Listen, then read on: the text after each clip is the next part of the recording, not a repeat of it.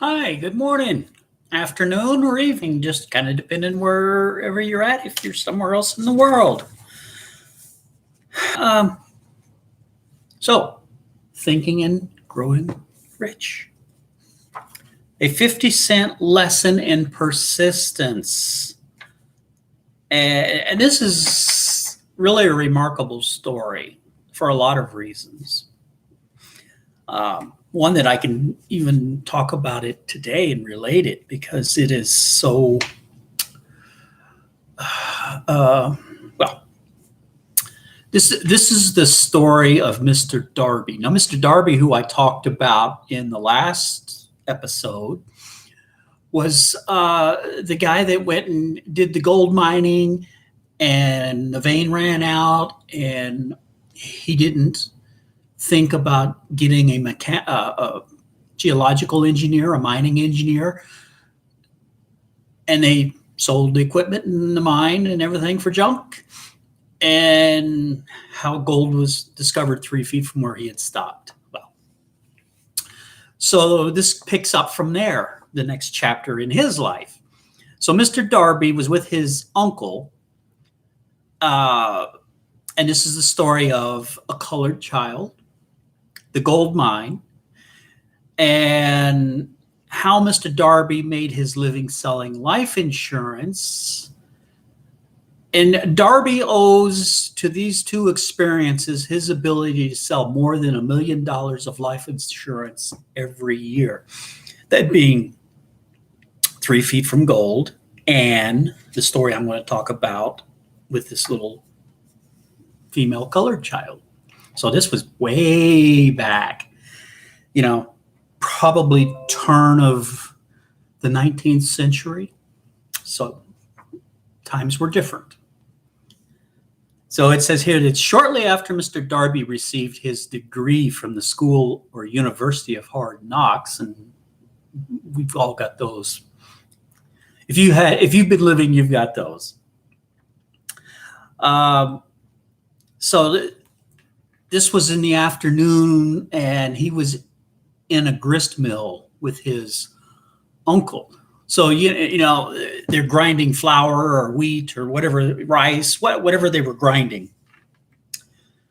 So his uncle operated a large farm which a number of colored sharecrop farmers lived. Okay, that's how long ago this is. And so they're working in the mill, and he says here that quietly the door opened and a small colored child, the daughter of a tenant, walked in and took her place near the door. Darby's uncle looked up, saw the child, and, barked, yelled at her, "What do you want?" And meekly the child replied, "My mama says send her 50 cents. And so the gentleman replied, you want to call him a gentleman. Let's talk about the farmer. The farmer replied, "I'll not do it. Now you run home." "Yes, sir," the child replied, but she did not move. The uncle went ahead and continued with his work, not paying any attention to the child, thinking she had left. When he looks up and sees that she's still there standing at her, and he yelled, "I told you to go home. Now go, or I'll take a switch to you." Now, I've had switches taken to me. They're not pleasant. The little girl said, "Yes, sir," but she didn't budge an inch. The uncle dropped his sack of grain, picked up a barrel stave, and headed towards the child. And this was not going to be a good scene. He was going to whip that kid if it didn't really hurt her. So it says here that Darby held his breath, certain that he was about to witness a murder of this little child being hurt. When the uncle reached the spot where the child was standing, she quickly stepped forward.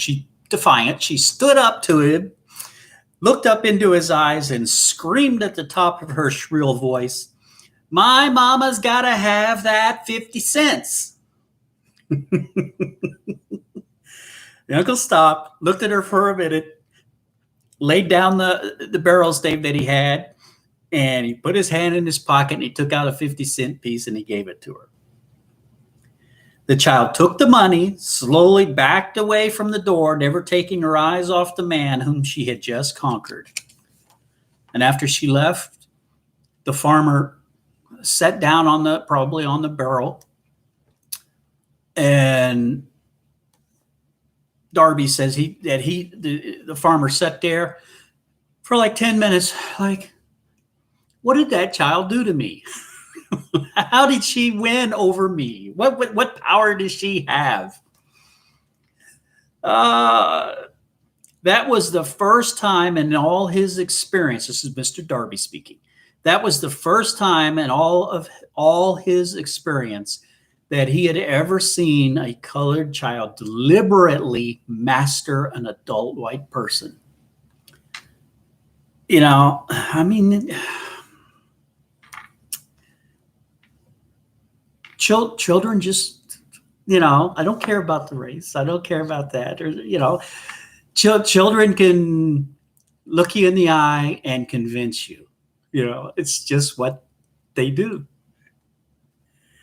So as they stood there in the musty old mill, Mr. Darby related the story of the unusual conquest and finished asking him. So this is 30 years later when Mr. Darby and Napoleon Hill were discussing this story as part of Hill's research in the same place where it happened originally. And Darby was asked, he says, what can you make of it? What strange power did that child use that so completely whipped my uncle? The answer to his question will be found in the principles described in this book.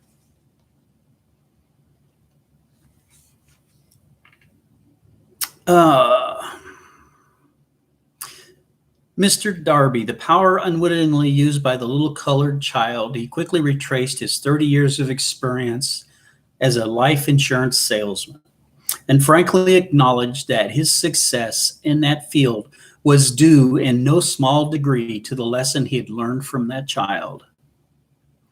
It basically is, don't accept no as the answer. Mr. Darby pointed out, every time a prospect tried to bow me out without buying, I saw that child standing there in that old mill with her big eyes glaring in defiance, and I said to myself, I got to make this sale. The better portion of all sales I have made were after people had said no. He recalled, too, his mistake of having stopped only 3 feet short from gold, but he said, that experience was a blessing in disguise.